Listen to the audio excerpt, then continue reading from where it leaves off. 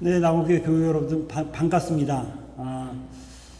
그동안은 이제 예배위원이 예배를 드리다가 오늘부터는 그 전도사님 두 분 그리고 예배부장 정창모 목사님에서 함께 또 합류해서 예배의 진행을 돕고 있습니다. 함께 온라인으로 드리는 이 예배를 통해서 준비하는 모든 분들 또 함께 예배를 온라인으로 드리는 모든 분들에게 하나님의 크신 은혜가 함께하기를 소망합니다.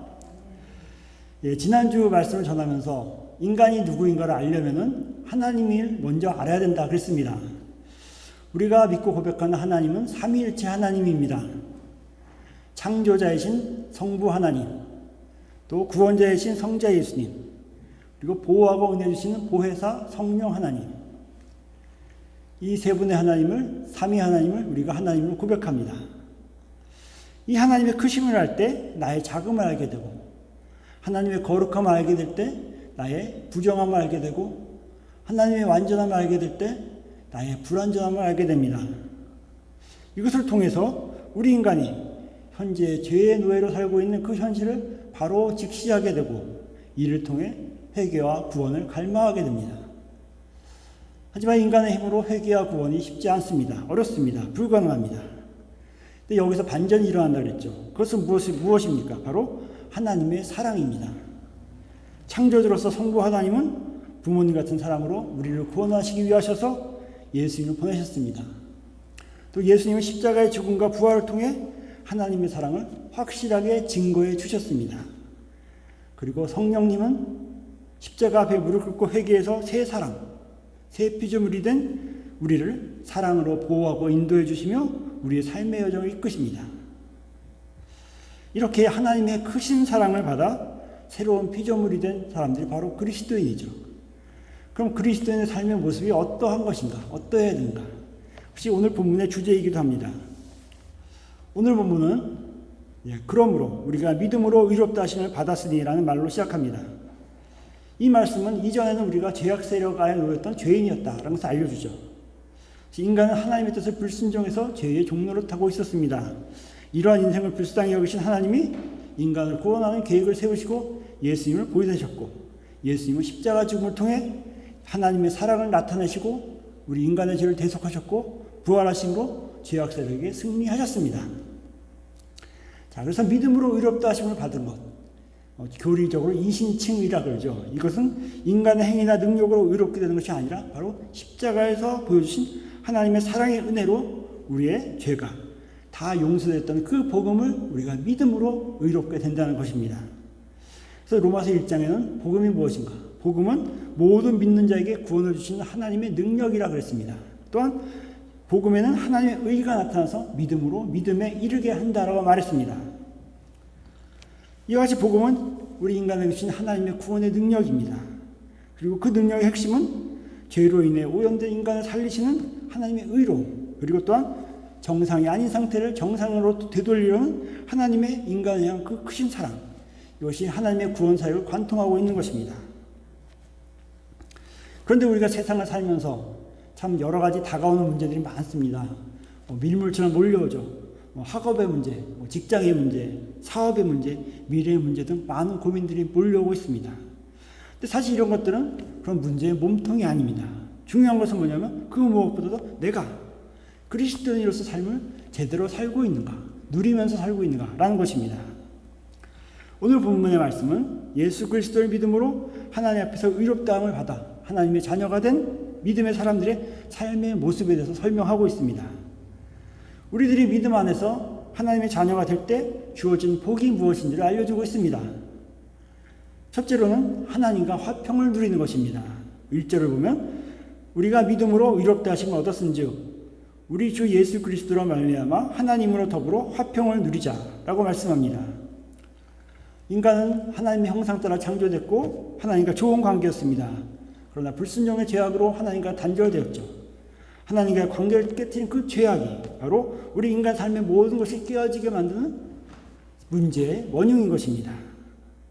바로 하나님과 인간 관계가 깨지면서 발생된 모든 문제가 오늘 우리 삶의 불화와 다툼으로 일어나게 되는 것이죠. 이 불화와 다툼과 때로는 전쟁은 개인의 삶, 영역, 사회 전역에서 함께 일어납니다. 개인의 마음속에 있는 불안과 다툼, 이것은 개인의 삶을 결국 불안하게 하고 황폐하게 합니다. 또한 사회나 국가적으로 벌어지는 이념의 대립, 또 인종의 대립, 나라 간의 대립은 나라와 사회 전체를 황폐하게 만듭니다. 최근에 흑인 조지 플로이드 씨의 사망 사건이 보여주듯이 21세기 미국에서는 여전히 흑백 차별과 갈등이 계속되고 있습니다. 또한 21세기 들어서도 여전히 난민의 문제가 있죠. 총 인구 2,300만 명 중 1,000만 명 가까운 사람들이 난민으로 떠돌고 있는 시리아의 문제. 이들은 내전을 피해서 떠나갔지만 아직도 10년이 가까워지도록 정착하지 못하고 떠돌고 있습니다. 이렇게 개인의 내면에서 이루어지고 사회 전역에서 일어나는 이러한 불화를 볼 때 정말 그로 인해 상처가 마음이 아프지만 상처만 아파해서는 결코 치유가 될 수 없다는 것입니다. 그 치유가 어디서부터 올 수 있습니까? 바로 하나님의 평안이 우리에게 임할 때 치유가 된다는 것입니다. 바로 하나님의 온전한 용서와 사랑을 경험하고 하나님과 온전한 관계가 회복된 사람들, 그리고 자신 안에 있는 죄의 문제를 해결해 받은 기쁨을 누리고 있는 사람들, 바로 참된 평안을 누릴 수가 있습니다. 이 평안을 누리는 사람은 삶의 내면과 삶의 주변에서 일어나는 불화와 다툼과 전쟁 한가운데서도 그 속에서도 흔들리지 않고 살아갈 수가 있습니다. 우리 보면 똑같은 문제를 가지고도 A라는 사람은 밤잠도 못 자고 얼굴을 찡그리고 고민하며 살아갑니다. 반면 B라는 사람은 똑같은 문제를 가졌지만 밝은 얼굴로 살아갑니다. 하나님과 관계가 회복돼서 마음의 평안을 누리는 사람은 아마 B 같은 사람일 것입니다. 이 평안을 그래서 하나님의 선물이라고 하고 때로는 성령님의 능력이라고까지 합니다. 우리 마음속에 있는 평안이 바로 성령님이 주시는 능력이라는 것입니다. 이 선물과 능력을 받은 사람은 그의 마음과 생각과 판단도 어떨까요? 바로 긍휼하신 하나님을 닮아갈 것입니다. 모른 채 지나가지 않고 상황을 정확하게 파악할 수 있고 행동할 수 있는 마음이 있습니다. 아마 이런 사람들은 이렇게 될 겁니다. 최근에 미국의 수도 워싱턴 DC에서 한 교회 앞에서 시위대를 몰아내고 성경책을 들고 사진을 찍은 트럼프 대통령에게 아마 박수를 치지는 절대 않을 겁니다. 그렇죠? 그리고 또 그런 사람이라면 난민들의 입국을 가로막고 차별하는 나라의 정치인들, 그런 사람들을 보면서 부끄러운 줄 알라, 이렇게 항의할 수 있는, 목소리를 높일 수 있는 마음이 있을 것입니다. 이번 조지 플로이드 씨의 사건에서도 그것이 알려지게 된 것은 한 18살 소녀가 그것을 촬영했다지 않습니까? 그런 무서운 상황 속에서 그것을 촬영해서 페이스북에 올리는 용기가 있었기 때문에, 바로 그런 마음속에, 상황 속에서 흔들리지 않고 자신의 마음을 지켰기 때문에 그런 일들이 가능했던 것입니다.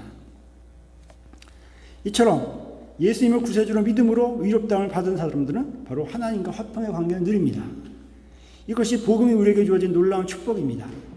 바로 하나님만이 참 평안을 우리에게 주신다는 것입니다. 그 평안의 축복을 받은 우리 모두 이 불안하고 불화하는 이 세상 속에서 흔들리지 않고 주님 안에서 진정한 평안을 누림으로 모든 상황 속에서 참 평안을 누리는 성도가 모두 되기를 바랍니다. 두 번째로는 하나님의 영광을 바라며 즐거워한다는 것입니다. 2절에서는 그로 말미암아 우리가 믿음으로 서 있는 이 은혜에 들어감을 얻었으면 하나님의 영광을 바라고 즐거워하느니라고 말합니다. 바로 예수님으로 인해 우리가 믿음으로 굳건하게 서 있는 은혜를 입게 됐다는 것이죠. 누구든지 예수님 덕분에 은혜로 죄사함을 받아 의롭다함을 얻으면 이 은혜의 세계에 들어가게 됩니다. 이 은혜의 세계에 들어가면 어떻습니까? 정말 하늘보다 높고 바다보다 깊은 그 하나님의 은혜가 우리를 감쌈을 깨달을 수 있죠. 체험할 수 있죠. 그래서 우리의 삶을 바로 은혜로 살아가게 됨을 고백하게 됩니다. 은혜 아니면 살아갈 수 없음을 고백하게 됩니다. 그래서 우리가 은혜로 눈뜨고 일어나고 은혜로 직장에 가고 은혜로 사람을 만나고 또 은혜로 잠자리에 들게 됩니다. 죄인이었던 내가 바로 믿음으로 의롭다함을 은혜를 받아 은혜의 세계로 들어가 있을 것 어떻습니까? 모든 것이 참으로 즐겁겠죠. 그리고 희망차고 새롭습니다. 이렇게 참된 신앙생활, 이신칭의로 의롭게 된 사람은 바로 은혜의 바다로 나가는 삶을 살고 있습니다. 무거운 절망의 죄짐을 다 버리고 바로 삶의 상처를 다 내려놓고 더 넓은 은혜의 바다로 나가는 것입니다. 이것이 바로 이신칭의의 은혜입니다. 이처럼 우리 마음에 화평을 누리게 되면 또 하나의 특징이 바로 멀리 보게 되고 높게 볼 수 있게 된다는 것입니다. 눈앞의 것에 연연하지 않고 높게 멀리 볼 수 있다는 것이죠. 그래서 약속된 미래의 나라와 하늘나라와 영광을 바라보고 즐거워하며 살 수 있다는 것입니다. 바로 인생은 정처 없이 상심의 바다를 항해하는 그런 배 같은 이것이 아니라 바로 은혜의 바다에서 소망의 항구를 향해 항해하는 배임을 우리가 알기 때문입니다. 자, 하나님의 영광을 기대하면서 즐거워한다고 할 때 이 즐거워한다는 말에는 자랑한다는 뜻도 포함되어 있다고 합니다. 무엇이 자랑스럽겠습니까? 하나님과 만나는 그 기대가 정말 자랑스럽다는 것입니다. 하지만 오늘 우리 인간의 삶에서 안타까운 점은 무엇입니까? 바로 이 하나님의 영광을 바라볼 수 있는 눈이 닫혀 있다는 것입니다. 하지만 우리의 믿음의 눈이 열리기 시작하면 하나님의 영광을 바라볼 수 있게 됩니다. 더 이상 눈앞의 세상의 명예나 재물에 우리 삶의 기쁨과 삶의 평안이 좌우되지 않습니다. 현실에서 부족하더라도 좀 힘든 일이 있더라도 절망하지 않습니다. 은혜의 바다를 향해 항해하듯이 은혜 속에 살기 때문이고 바로 하나님 나라를 향해 우리 인생이 나아가고 있음을 알기 때문입니다. 그러한 신앙의 기쁨으로 하나님을 바라보고 하나님께 기도하며 오직 믿음으로 굳게 서서 은혜 안에서 하나님의 영광을 바라보고 늘 기뻐하는 성도가 되시기를 바랍니다. 세 번째 특징은 환난 중에도 소망을 바라보고 즐거워한다는 것입니다. 3절과 4절에는 이뿐 아니라 우리가 환난 중에도 즐거워하나니 이는 환난은 인내를, 인내는 연단을, 연단은 소망을 이루는 줄 알미로다 말합니다. 환난은 외부에서 오는 우리 핍박이죠. 어려움이죠. 우리가 그리스도인으로 살아갈 때 당하는 어려움입니다. 사실 이런 어려움은 사실 나는 상관없는 척하고 이렇게 하면 넘어갈 수도 있는 건지도 몰라요. 그리고 내가 죄인 줄 모른 척하고 넘어가면 고통 없이 살 수 있는지도 모릅니다. 이런 여러 가지 것들이 우리 삶의 주변에 있습니다. 하지만 확실한 것은 이런 그리스도인으로 당하는 환난과 고통은 우리를 파멸시키려는 것이 아니라 바로 우리를 단련시켜 소망을 이루게 한다는 것입니다. 그렇기 때문에 우리가 환난을 받는다 할지라도 어려움을 당한다 할지라도 우리가 기뻐할 수 있는 것이죠. 사실 우리가 예수님 믿고 구원받고 그리스도인으로 산다고 해서 아프지 않습니까? 아프죠. 암도 걸립니다. 또 사업만 시작하면 잘 되는 것도 아니죠. 안 될 때도 있습니다. 하지만 그리스도인이라고 해서 이런 어려움이 없다는 것이 아니라 바로 믿음으로 살아감으로 인해서 당하는 고난이 있다는 것입니다. 이 고난을 어떻게 다룰 것인가? 거기에 바로 우리의 삶의 성패가 달려있다는 것입니다. 때로는 고난이 우리를 지옥과 같은 곳으로 끌고 갈 수도 있지만 때로는 이 고난을 통해서 우리가 오히려 더 큰 축복의 길로 나아갈 수가 있다는 것입니다. 그러므로 고난을 참고 견디는 것이 참 중요합니다. 삶의 순간순간마다 어떤 결단을 내리냐 참 중요합니다. 1985년 11월에 남중국해 망망대해에서 베트남인 보트필풀 96명의 생명을 구한 한국인 선장 전재웅 씨의 이야기는 지금을 봐도 참 감동적이고 참 어려운 판단을 했다는 생각이 듭니다. 당시에 참치잡이 원양어선 선장이었던 이 전 씨는 싱가포르를 떠나서 부산항으로 가는 도중에 남중국해를 지나가고 있었습니다. 근데 그중 지나가다 보니까 금방이라도 부서졌던 배에서 한 10여 명이 살려달라고 외치고 있었습니다. 당시 회사의 지침은 그런 난민배들을 그냥 지나치 가라는 것입니다. 외면하고 가라고. 그것이 회사의 지침이었습니다. 하지만 전 씨는 회의를 열고 내가 다 책임지겠다. 태우자. 그래서 그 배에 다가갔습니다. 배에서 내려서 그 배로 들어가서 배에서 사람을 구조하려고 보니까 깜짝 놀랐습니다.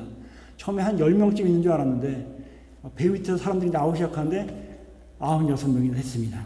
96명도 온전한 사람이 아니고 임산부, 어린 아이, 노인 여러 사람들이 다 있었습니다. 이들과 함께 12일간을 부산항까지 함께 왔습니다.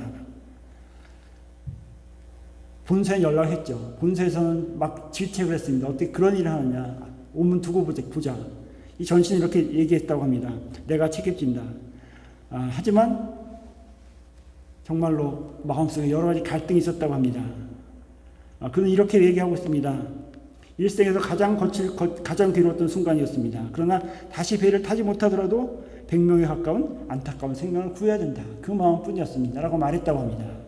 결국 부산항에 도착했고 난민들은 이제 난민 수용소에 가서 각 나라, 미국이나 프랑스로 가게 됐습니다. 전 씨는 그 일로 인해서 선장의 자리에서 이제 해고가 됐습니다. 그래서 다시는 배를 타지 못했습니다. 왜냐하면 다른 회사에서도 전력이 있기 때문에 태워주지 않습니다. 이렇게 한 20년의 세월이 지났습니다. 20년 후에 그때 구해줬던 베트남 사람 중에 한 분이 LA에서 한인을 통해서 이분의 연락처를 알게 돼서 연락이 됐습니다. 그래서 20년 만에 다시 당시 보트피플이 미국에서 잘 정착된 그 사람과 이제 이 전씨가 함께 만나서 정말 기쁨을 나누는 그런 사건이 있었습니다. 그냥 가슴이 뭉클한 사건. 인생의 순간순간에 어떤 판단을 내리느냐에 따라서 정말로 어떤 결과가 삶의 마지막에 기다리고 있는가, 그것을 우리에게 알려주는 이야기입니다. 성경에서는 우리가 환난과 시련을 당할 때 그것을 부정적으로 보지 말라고 합니다. 고난할 때 믿음 안에서 잘 참고 기다려야 한다고 합니다. 고난할 때 믿음 안에 잘 참고 기다리는 것이 왜 중요할까요? 바로 밤이 깊을수록 새벽은 옵니다. 그리고 고난할 때는 결국 지나가기 때문입니다. 믿음의 사람들은 이 고난할 때를 참고 견디고 넘어가도록 하나님께서 반드시 도와주십니다. 우리의 약한 성품으로는 고난을 견디기 어렵습니다. 하지만 하나님께 우리가 기도하고 하나님을 바라볼 때 우리로 하여금 견딜 수 있는 힘을 주십니다. 환난을 당할 때 잘 참아내면 이 인내라는 것이 연단을 나타나고 있습니다. 연단은 무엇입니까? 잘 단련된 상태. 영어 성경에서는 캐릭터라고 했는데 이것은 연단은 단련된 인격이라고 할 수 있겠죠. 우리의 성품이 단련을 받아 성숙한 인격이 된 상태. 고난이 인내를 낳고 인내는 성숙한 인격으로 단련된다. 이런 의미입니다. 환난을 잘 참아내는 우리의 신앙 인격은 연단을 받아 적은과 같이 빛나고 잘 단련된 인격이 된다는 것입니다. 이처럼 하나님은 시련을 통하여서 우리 성도들을 정련하고 연단시키십니다. 바로 우리가 정금같이 돼서 하나님의 형상이 우리 삶에 나타날 때까지 하나님은 지켜보고 계실 것입니다. 이렇게 성도가 환난과 인내와 연단을 거치면 어디에 이르게 됩니까? 소망에 이르게 됩니다.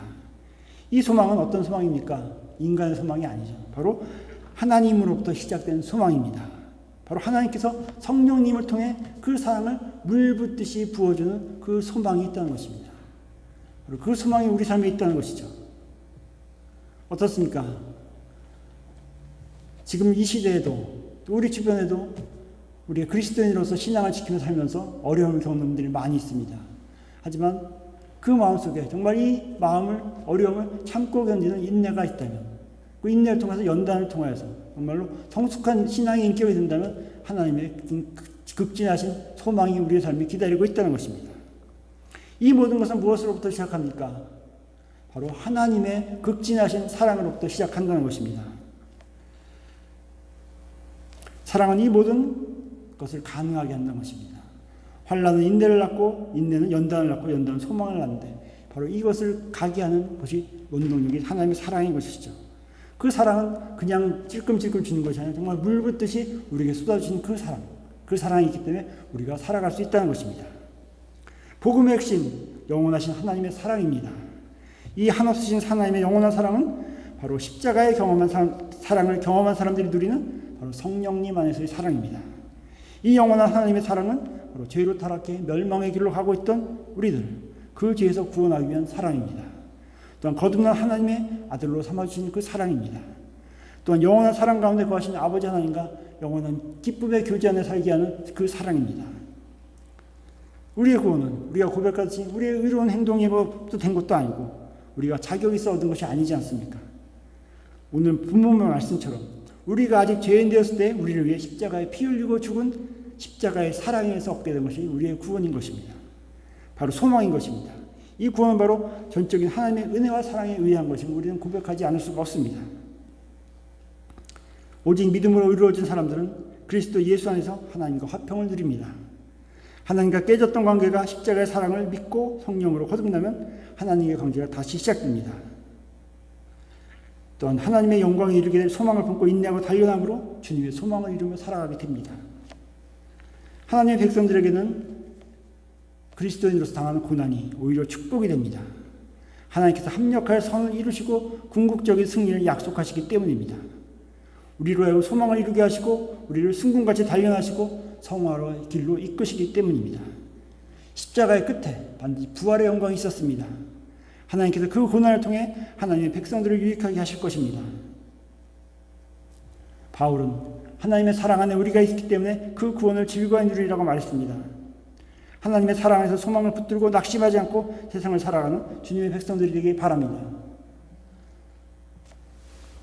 지금 참 예배를 온라인으로 함께 드리고 함께 모이지 못하고 또한 경제적으로 또 미래로 여러 가지 어려운 분들이 많이 있습니다. 하지만 그런 가운데서도 우리가 그리스도인으로서 지켜야 될 것을 바로 지켜나갈 때 하나님께서 우리를 소망의 항구로 인도해 주실 것입니다. 우리는 예수님을 믿음으로 위력당을 받은 거룩한 존재입니다. 늘 주님 주시는 평안함을 누리면서 하나님의 은혜로 주어질 영광을 바라보며 어려움 참고 견뎌내는 성숙한 신앙인들이 모두 되기를 바랍니다. 그리하여 주님이 세상에 이루어진 소망을 이뤄나가는 복된 성도들이 모두 다 되시기를 주님의 이름으로 축원합니다. 기도드리겠습니다. 하나님 아버지, 6월의 두 번째 주일을 맞아서 이렇게 주님 앞에 예배드리고 함께 말씀을 나누게 하며 감사드립니다. 또 말씀을 통하여서 우리 삶에서 어려움을 만날 때도 항상 곁에서 지켜주심을 깨닫게 함을 또한 감사드립니다. 우리가 예수님의 십자가의 죽음과 부활을 통해 나타낸 그 크신 하나님의 사랑에 힘입어 살고 있사오니 우리들이 주님의 소망을 바라보며 살아가는 믿음의 사람들, 거룩한 사람들, 단련된 사람들 모두 되게 하여 주시옵소서. 예수님의 이름으로 기도드립니다. 아멘. 다시 찬송가 458장 함께 찬양하겠습니다.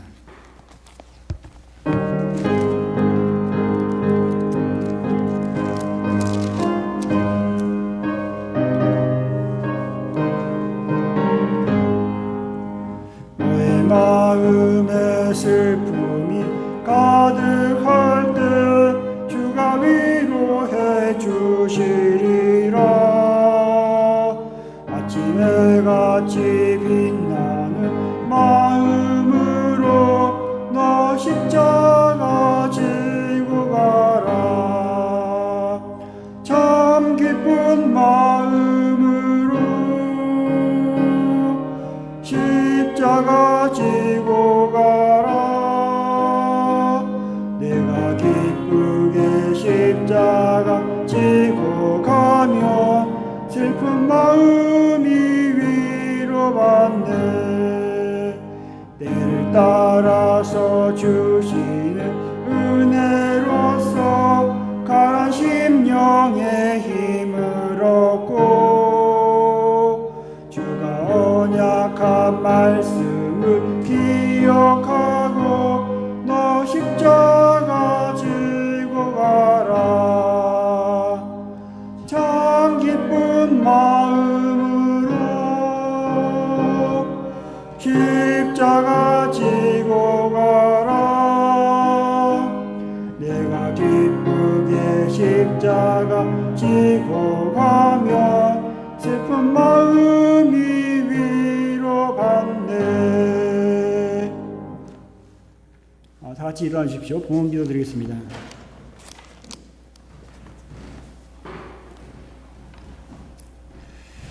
자비로우신 은혜의 하나님, 우리를 사랑하사 하나님 자녀로 택해 주시고 성도 간의 믿음의 역사와 사랑의 수고와 소망의 인내로서 교회를 이루고 신앙의 길로 인도해 주심을 감사드립니다.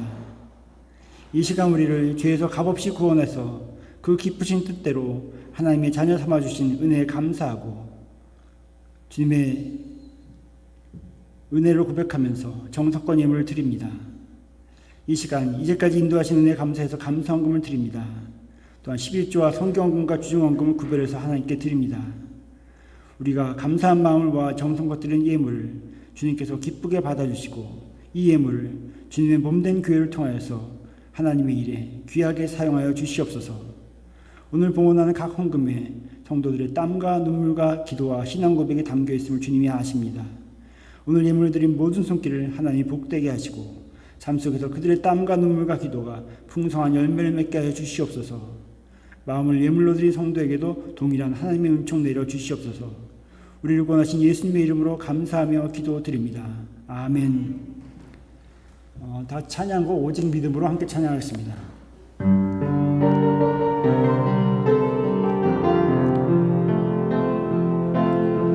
세상은 들리고 사람들은 변하여도 나는 주를 섬기리.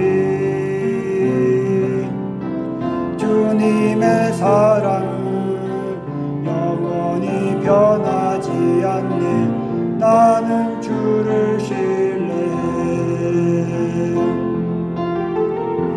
오직